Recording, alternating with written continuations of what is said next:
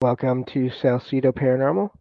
I'm your host, James Salsido, and tonight I'm continuing my series of uh, reading and reviewing the Book of the Damned by Charles Fort. As always, you can find all episodes of the show along with links to social media, ways to listen, and ways to support the show at the website, and that is salsidoparanormal.com. That's SALSIDO paranormal.com. There are many ways to support the show. You can always share the show with others and rate and review it on your favorite podcast platform.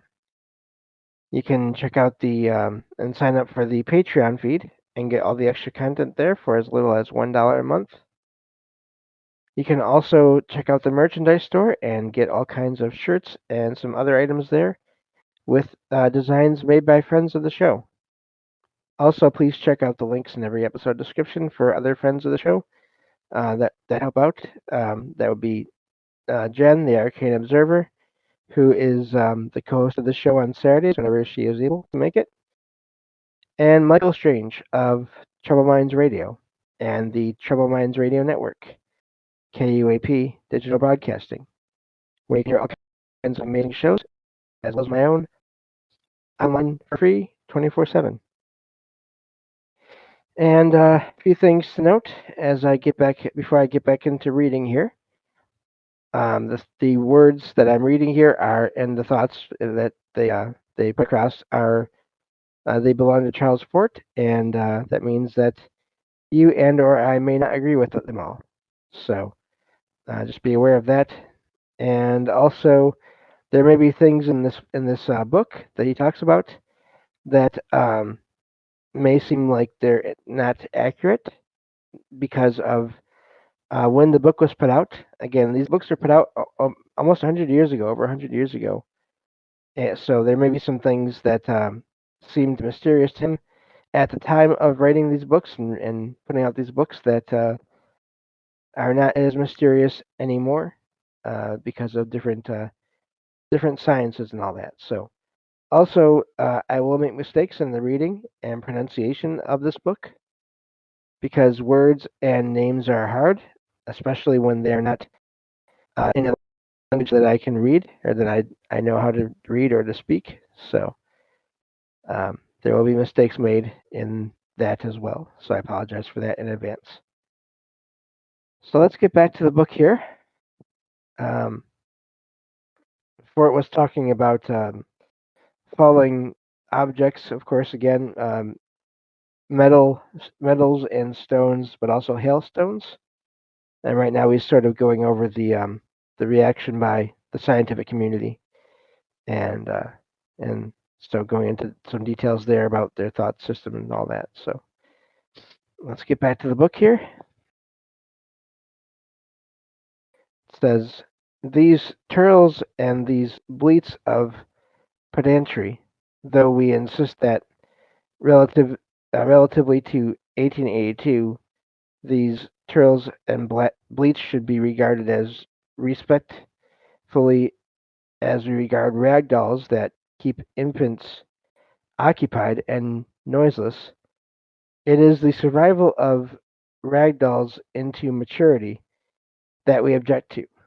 So, uh, so, so these pious and naive ones who believe that 13,000 times something could have, that is, in quasi existence, an exact and calculable resultant, whereas, oh, sorry, let me see, did I lose it? Okay, no.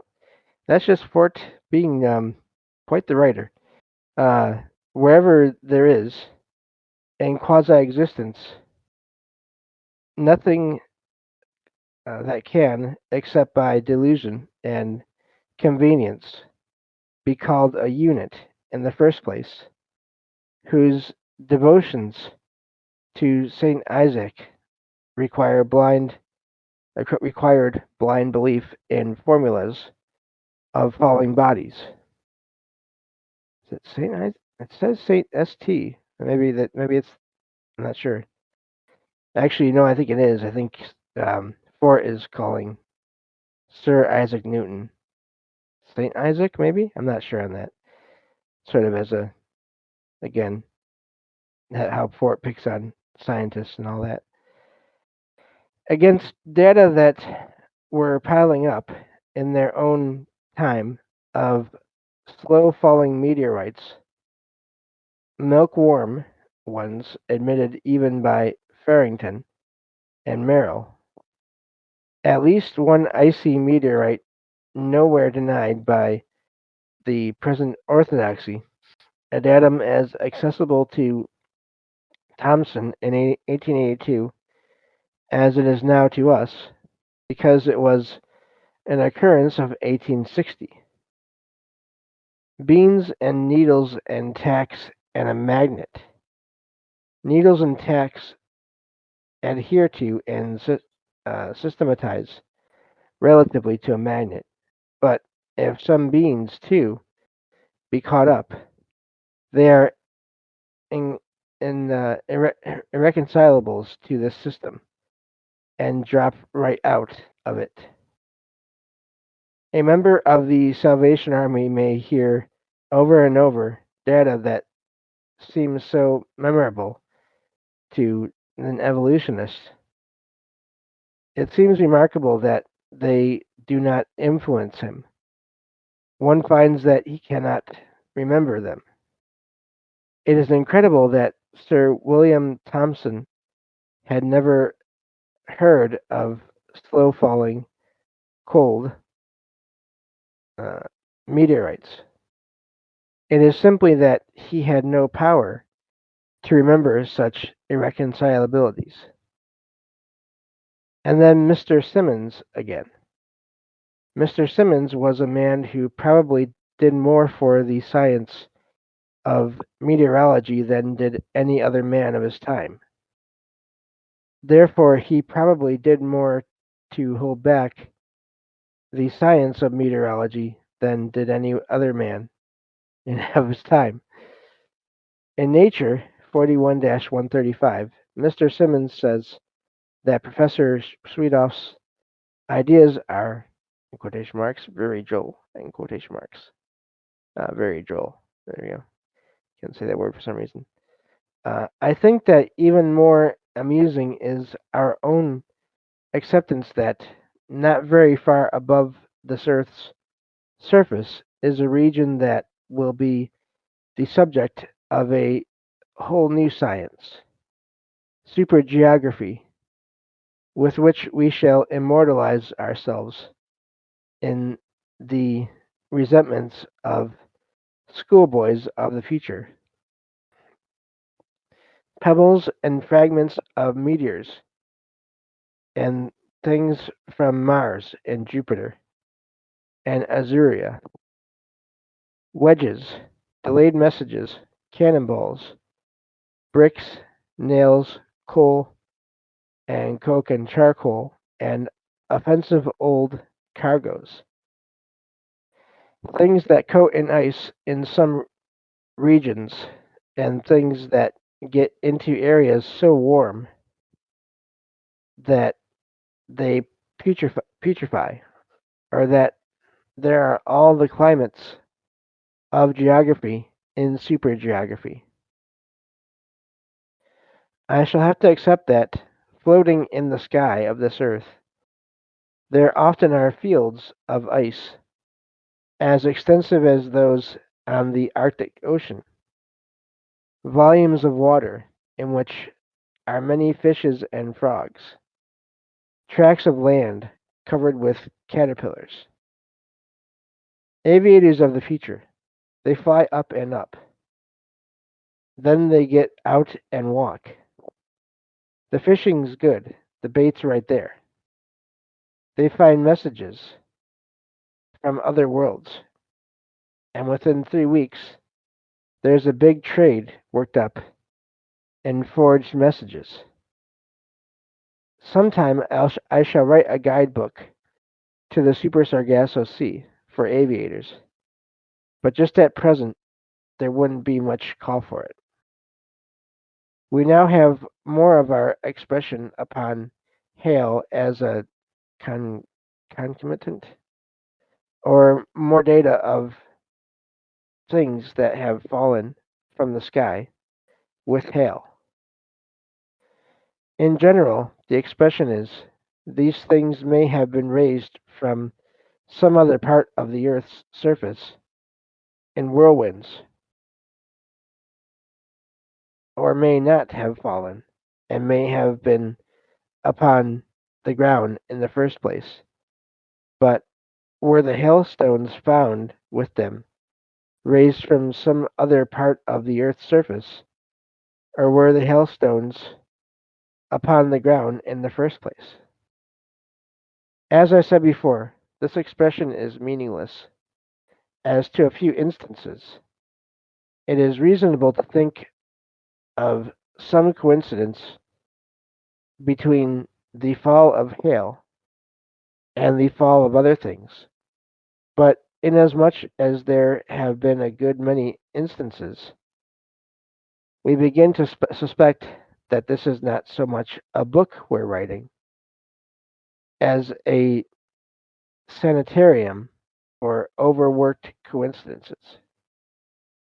If not conceivably could very large hailstones and lumps of ice form in this Earth's atmosphere, and so then had to come from external regions, then other things in or accompanying very large hailstones and lumps of ice came from external regions, which worries us a little. We may be lost my spot. We may be instantly translated to the positive absolute. Cosmos 13-120 quotes a Virginia newspaper that fishes said to have been catfishes a foot long, some of them had fallen in 1853 at Norfolk, Virginia, with hail. Vegetable debris, not only nuclear but frozen upon the surfaces of large hailstones at Toulouse, France. I'm not sure if I'm saying that right. July 28th, 1874. Another science magazine there, 1874-270. Description of a storm at Pontiac, Canada, July 11th, 1864, in which it is said that it was not hailstones that fell, but pieces of ice, from half an inch to over 2 inches in diameter. In quotation marks there. Canadian Naturalist 2-1-308. In quotation marks again. But the most extraordinary thing is that a respectable farmer of undoubted veracity says he picked up a piece of hail or ice, in the center of which was a small green frog. Storm at Dubuque, I'm not sure, Dubuque, Iowa, June 16th, 1882, in which fell hailstones and pieces of ice, in parentheses, Monthly Weather Review, June 1882, close parentheses. In quotation marks, the foreman of the Novelty Ironworks of this city states that in 2 large hailstones melted by him were found small living frogs, close quotation marks. But the pieces of ice that fell upon this occasion had a peculiarity that indicates, though by as bizarre an indication as any we've had yet, that they had been for a long time motionless or floating somewhere. Take that up soon. Living age 52-186. That June 30th, 1841, fishes, one of which was 10 inches long, fell at Boston. That 8 days later, Fishes and ice fell at Derby.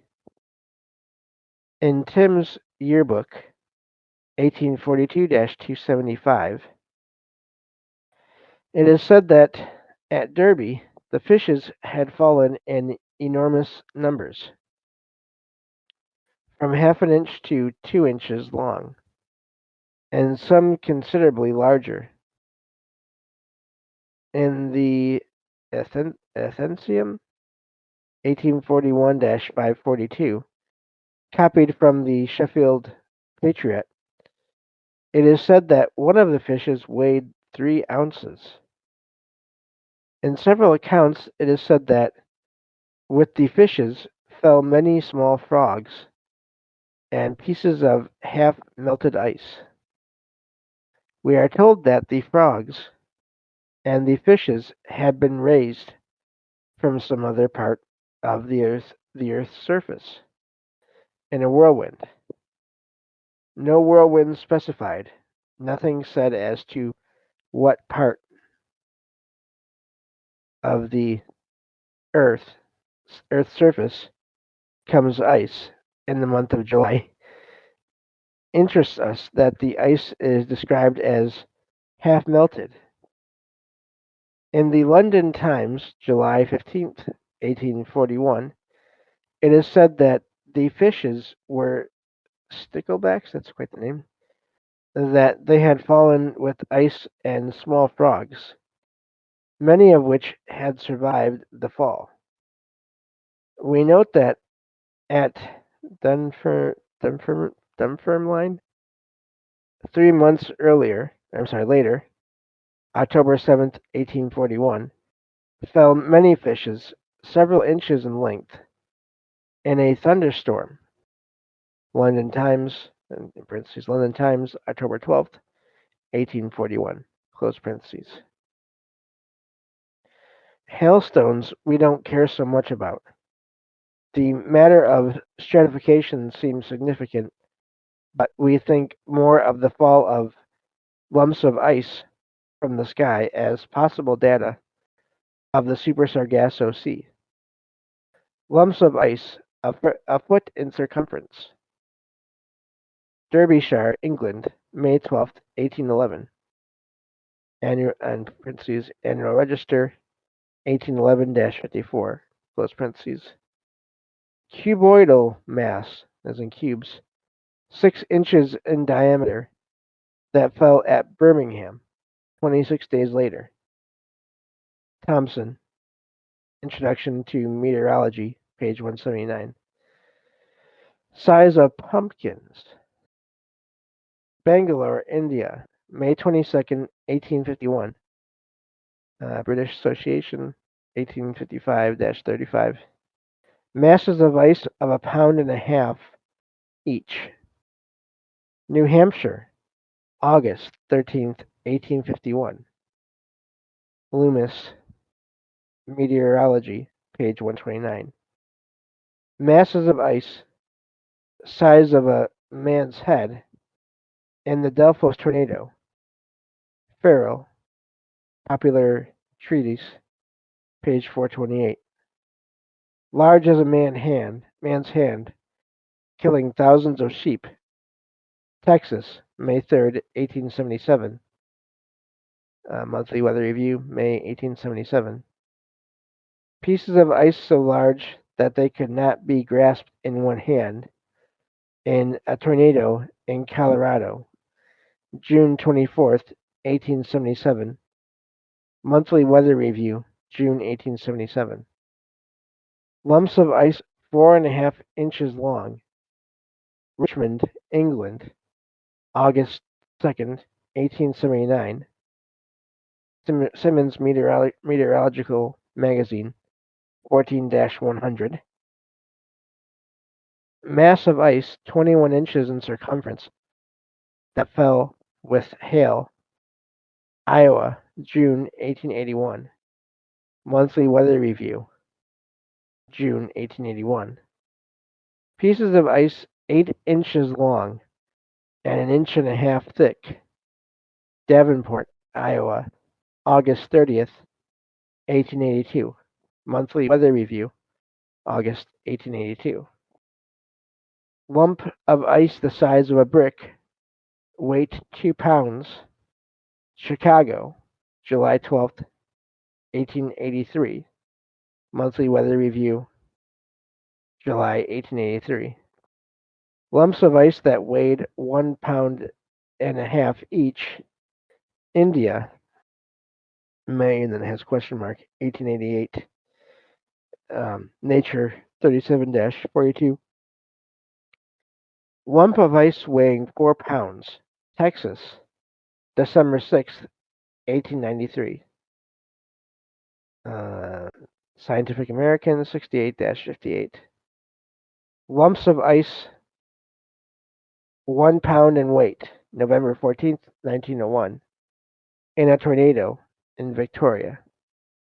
Meteorology of Australia, page 34. Of course, it is our acceptance that these masses not only accompanied tornadoes, but were brought down to this earth by tornadoes. Flammarion, The Atmosphere, page 34.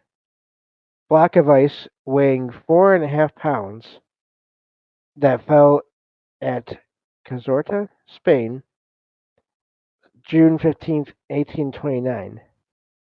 Block of ice weighing 11 pounds at Set, not sure if I'm saying that right, France, October 1844. Mass of ice 3 feet long, 3 feet wide, and more than 2 feet thick that fell in a storm in Hungary, May 8th, 1802.